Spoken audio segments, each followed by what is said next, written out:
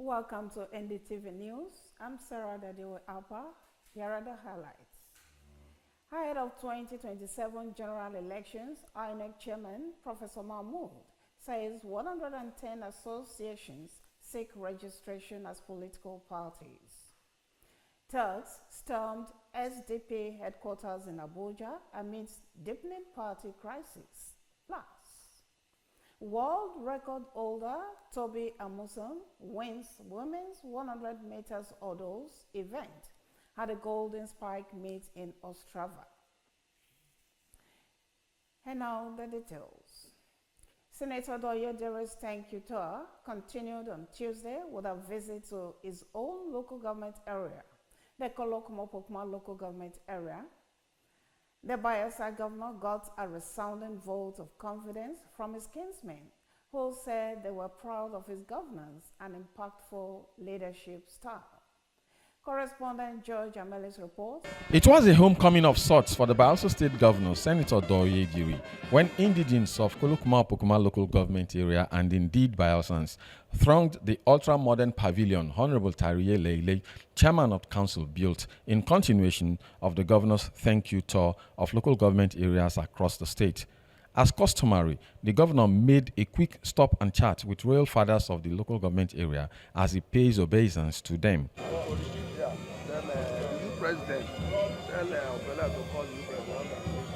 The unique feature of the Kolokma-Pokma local government area tour was the inculcation of project inaugurations, with the chairman of council relaying the structures to be inaugurated. Here we'll have the vice chairman's quarters and the principal officers and the secretary to the council, all in here. In addition, by that corner, we'll have some bags of corn. Those are the first product from Kolga farms, local content. I hereby commission these staff quarters to the glory of God and for the use of the officers, in the name of God the Father, Amen, the Son, and of the Holy Spirit. Amen.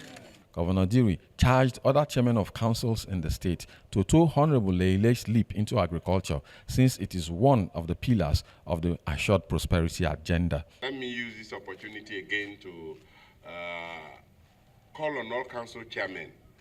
We want to see what you are doing with agriculture, together with the Honorable Commissioner for Agriculture.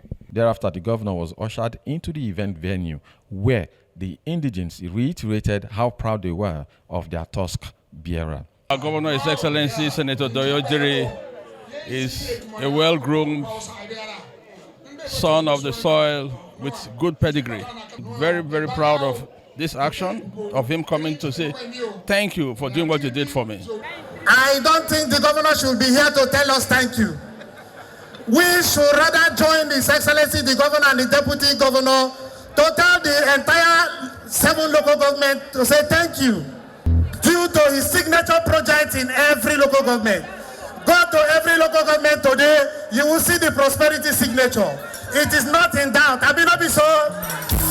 Governor Diri reeled out a list of Kolgans that equally made the local government area proud, even as he hinged his message on loyalty in the political space. For us, consistency in supporting somebody, that is the benefit that some of us are reaping today, for consistently being loyal and supportive. And in Kolokmo-Pokma, we hold former Governor Henry Seriake Dixon in very high esteem.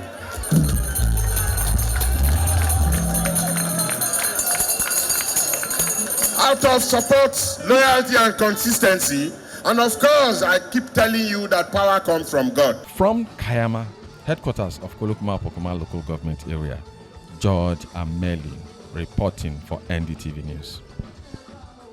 As bad governance continues to advance underdevelopment and impoverish Nigerians, the need to return to the old and traditional ways of economic sustainability and infrastructural development have been stressed.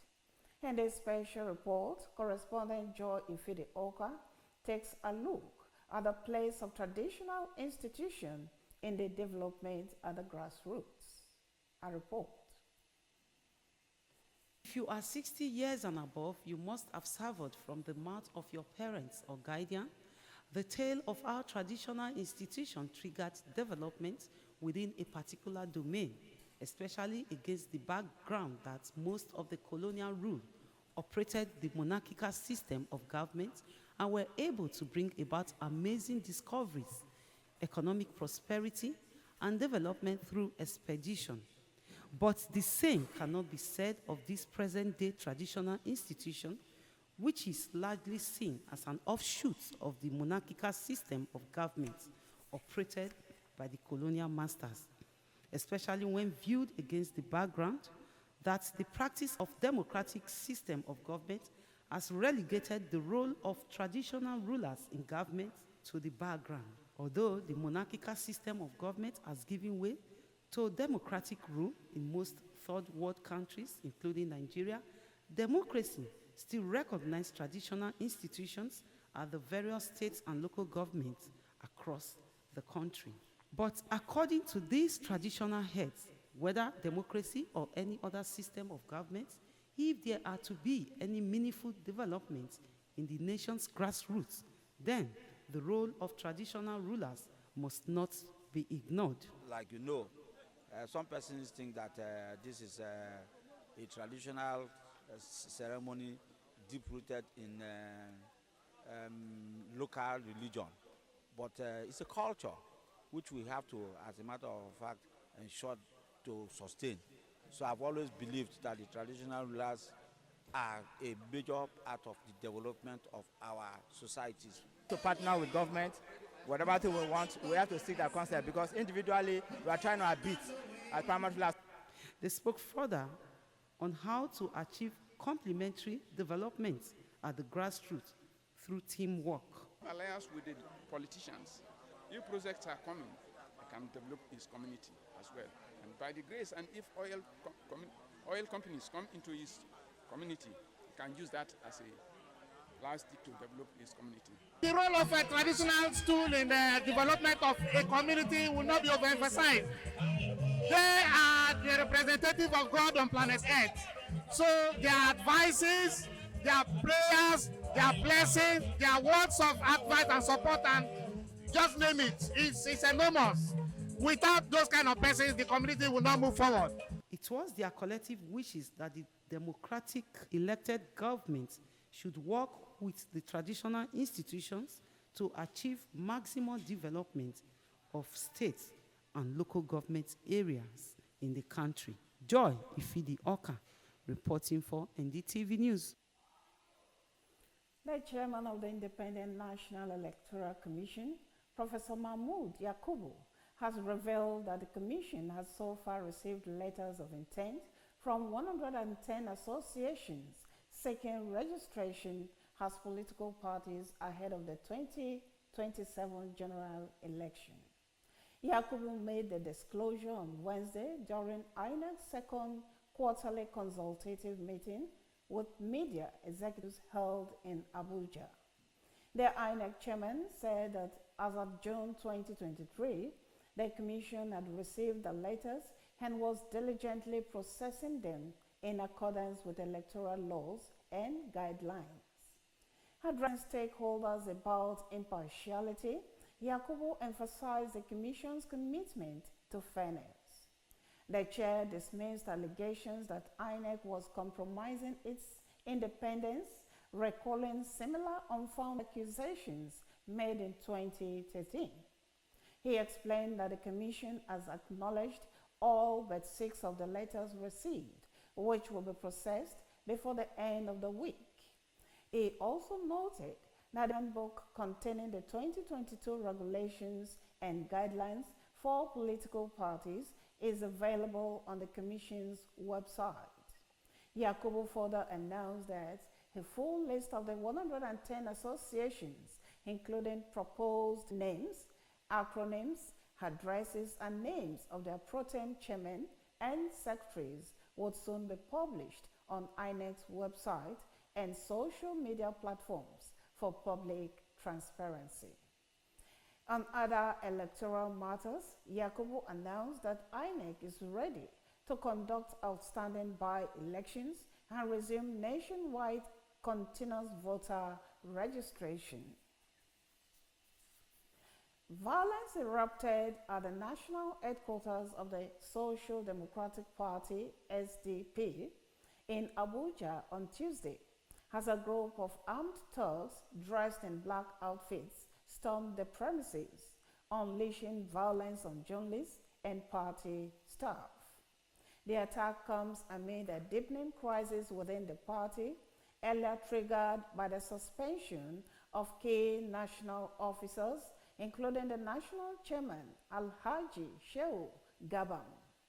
The party's National Working Committee had announced the suspension of Gabam, National Auditor Nadi Clarkson, and National Youth Leader Chukwuma Uchechukwu. They were accused of gross financial misconduct, including embezzlement, misappropriation, and unauthorized diversion of party funds running into hundreds of millions of naira.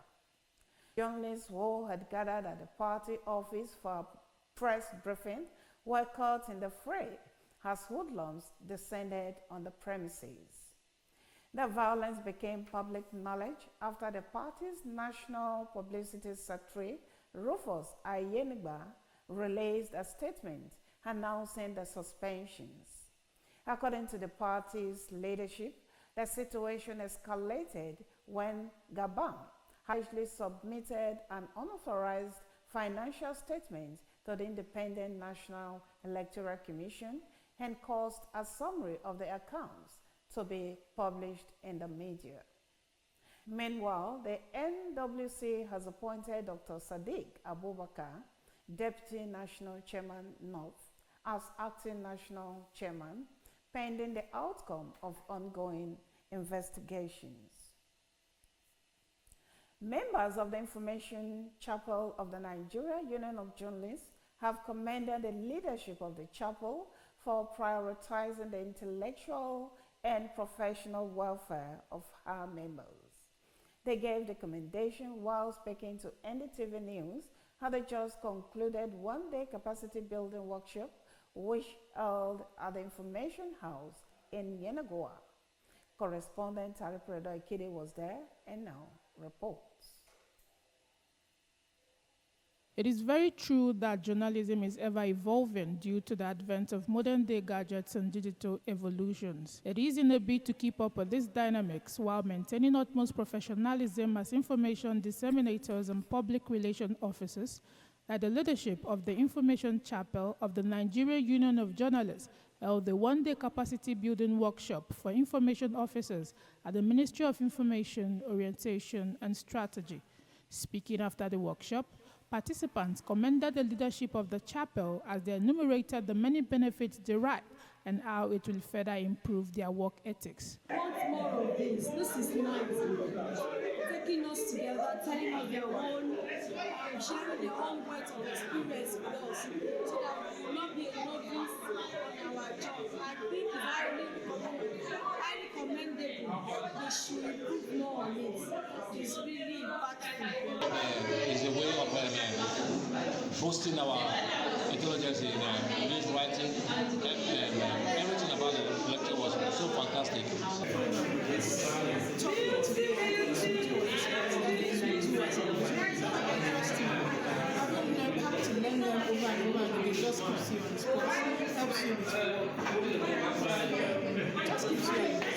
It has really opened the scope of ones to have learned more, and we thank God for the executive of the Information Chapel NUG to have organized the chapel, and I think the ESCO members are very important that more is here to come. The one-day capacity building workshop, which held at the Ministry's conference hall, had the theme, Role of an Information Officer, Responsibilities and Best Practices, and covered areas on news writing and reporting, content creation and modern-day journalism, and tips on anchoring an event, which was delivered by seasoned and experienced directors in the various departments in the ministry. Aripredo Ikide, reporting for NDTV News. Thanks, Tare. You're watching news on Niger Delta Television. On the headlines, ahead of 2027 general elections, INEC Chairman Professor Mahmood says 110 associations seek registration as political parties. And thugs stormed SDP headquarters in Abuja amidst deepening party crisis. Still to come in the news, world record holder Toby Amusan wins women's 100 meters hurdles event at the Golden Spike meet in Ostrava. Details of these and other stories will come your way after the break. Stay tuned. Welcome to Niger Delta Television News and Current Affairs Department at the NSE Media Complex here in Yanagwa, Bayelsa State. One of NDTV's traditional objectives is to disseminate information with renewed vigor. We build teamwork for accountability, efficiency, and accuracy. Our community reports, eyewitness accounts, current affairs discussions are detailed and competitive. As NDTV reporters, undiluted report is our goal. We gather the news and bring it to you just as it is. Our cameras are poised to get in the story behind the story in an in-depth news report. Our new digital equipment are top-notch with clearer visuals and audio.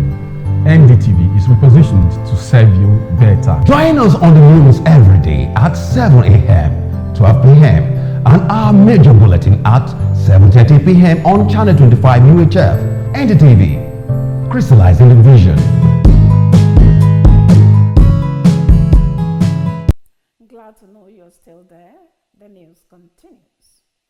Lawmakers of the National Assembly under the platform of the People's Democratic Party, PDP, Honorable Akpanke, who represent the Obanliko Obodo Bekwara Federal Constituency in Cross River State, and the Labour Party, Namchi, representing Enugu East, Isi Uzo Federal Constituency in Enugu State, who was formerly with the Labour Party, had defected to the All Progressives Congress, APC. Tajuddin Abbas, Speaker of the House, read their defection notices during Tuesday's plenary. Addressing the House earlier, Akpanke attributed his defection to internal wrangling within the PDP, while Namchi blamed a leadership crisis in the LP for his decision to leave. It has become a ritual for lawmakers who have switched parties in recent weeks ahead of the 2027 elections. It will be recalled that on October 2, 2024, Chris Nkwanta, representing Okwa East, Okwa West in Abia, left the PDP for the APC, while on October 30, Suleiman Abubakar from Gumi Bukuyum in Zamfara also joined the ruling party. By December 5, 4 Labour Party lawmakers and 1 PDP member had defected to the APC, further tilting the balance in the lower chamber. And now to the entertainment world. Afrobeat royalty Ayodeji Ibrahim Balogun, popularly known as Wizkid, delivered Kevin Lute's Turn Me On vibes at the iconic Hollywood Bowl in Los Angeles. For this and more on entertainment news, let's join Aluko Favor. Nigerian Afrobeat sensation Ayodeji Ibrahim Balogun, popularly known as Wizkid, delivered a stellar performance at the iconic Hollywood Bowl in Los Angeles, leaving fans in awe with his energy, charisma, and unmatched musical presence. The sold-out concert was one of the standout moments of his international tour, further solidifying his place as one of the African biggest global music exports. In a highlight moment of the night, Wizkid thrilled the crowd with a surprise cover of Kevin Lee's Turn Me On cover. The unexpected rendition drew a loud cheer from the audience as Wizkid infused the track with his signature Afrobeat rhythm, creating a vibrant, fusion that had made fans dancing and singing. With his performance, Wizkid not only demonstrated his versatility as an artist, but also paid homage to Caribbean music, reflecting the glowing interconnectedness of global sounds. During a highly anticipated Big Brother Naija Season 9 reunion, former housemate DJ Glow shocked fans by confirming that her friendship with ex-housemate Ruthie had come to an end. The revelation comes months after the duo, once known as Flourish, were evicted from the house together and seem inseparable. Speaking during the reunion special, DJ Glow cited Ruthie's controversial post-eviction behavior as a key reason for their fallout. She expressed disappointment over Ruthie's conduct during media rounds, particularly her music and public accusation against fellow housemates Wani and Handy, which included serious claims of incest and prostitution. According to DJ Glow, Ruthie's incessantly combative tone and dramatic statements stained their relationship beyond repair. The close friends have reportedly not spoken in weeks, with DJ Glow stating that she had decided to cut off ties to protect her peace and reputation. Nigerian music sensation Oyinkankola Sarah, popularly known as Arya Star, has revealed that she is stepping into the world of acting, marking her debut in a star-studded production featuring Hollywood Heights, Idris Elba, and Viola Davis, as well as Nollywood veteran Richard Mofe Damigo. The Rush Chronicles shared her excitement about exploring a new creative path while working alongside some of the biggest names in global film industry. Though details of this project remain under wraps, fans are eagerly anticipating her performance in what promises to be a major career milestone. Aliko Joseph Favor, reporting for NDTV Entertainment News. Moving now to some foreign reports. Joy overflows as U.S. President Trump pronounces a ceasefire between Iran and Israel. For details of this report and other foreign stories, let's join Chukwemeka Kosiso. After U.S. President Trump announced a truce between Israel and Iran, the ceasefire appears to be holding despite a shaky start. All parties have framed the ceasefire as a strategic victory. The United Kingdom is to purchase 12 F-35 jets, which are capable of carrying nuclear weapons from the United States. British Prime Minister Keir Starmer will make the announcement during Wednesday's North Atlantic Treaty Organization Summit, as he calls on NATO members to do more to support the alliance. The announcement follows repeated criticism by U.S. President Donald Trump that NATO countries are not spending enough on defense. The fifth-generation aircraft, built primarily by U.S. manufacturer Lockheed Martin, is one of the most advanced fighter jets on the planet, but it is also one of the most expensive. The decision to acquire aircraft with the capacity to carry nuclear weapons also represents a major strengthening of Britain's nuclear posture. It means that in addition to UK's existing seaborne nuclear deterrent, the country will also now join NATO's dual-capable aircraft nuclear mission. Joy turned to shock for a newly wedded couple in Singapore when a thief took off with nearly $50,000 worth of red envelope from their wedding reception. The culprit, Li Wei, who later gambled the money away, was on Tuesday sentenced to a year in jail and ordered to compensate the couple. His jail term will be extended by 100 days if he is unable to pay the money back.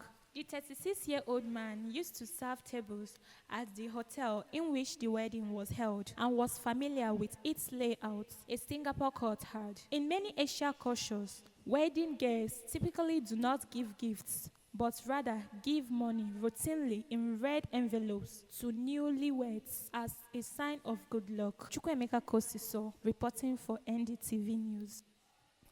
And now to the ever-busy world of sports.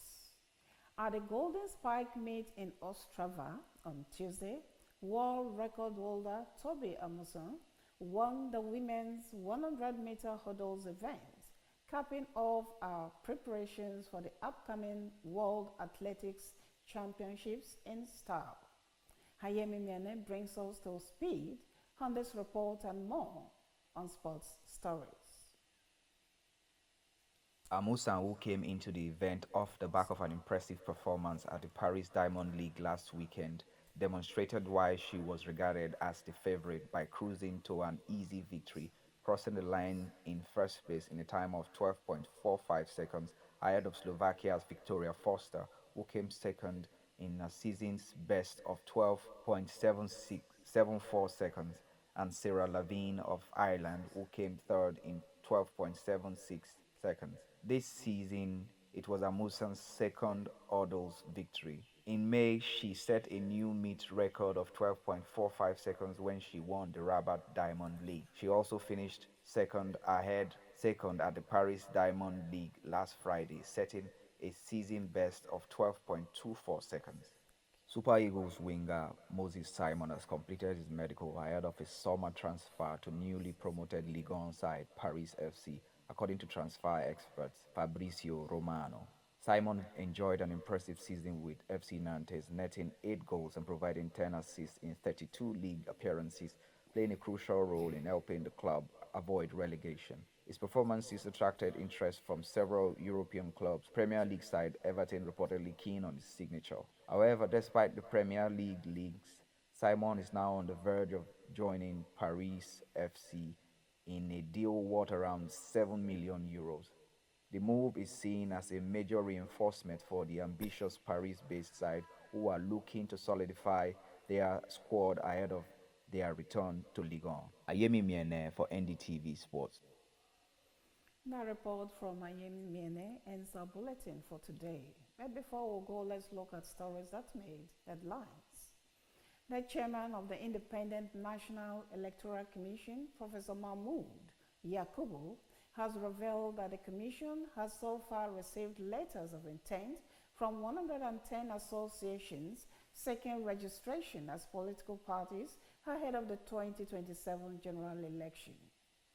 We also brought to you a report that violence erupted at the national headquarters of the Social Democratic Party in Abuja on Tuesday as a group of armed thugs dressed in black outfits stormed the premises, unleashing violence on journalists and party staff. And finally, at a Golden Spike meet in Ostrava on Tuesday, world record holder Toby Amusan won the women's 100-meter hurdles event, capping off our preparations for the upcoming World Athletics Championships in style. That's our package for today. Thanks for being there. I'm Sarah Dadiwe Apa. Bye for now.